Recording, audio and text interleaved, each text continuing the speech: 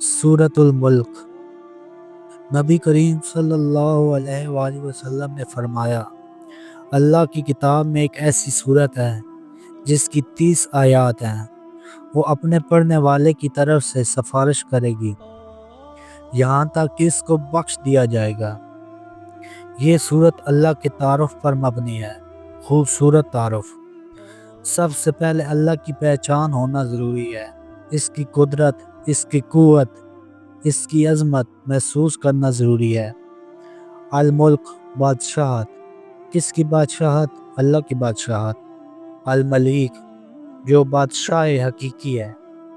مالک الملک، جو ساری حکومت کا، ہر چیز کا مالک ہے، سب بادشاہوں کا بادشاہ ہے۔ وہی جس کو چاہتا ہے بادشاہت عطا کرتا ہے، اقتدار دیتا ہے۔ اسی کے ہاتھ میں ہے ہر چیز کی مالکیت۔ اللہ ہی کے پاس آسمان و زمین کے خزانے ہیں اور وہی اصل بادشاہ ہے۔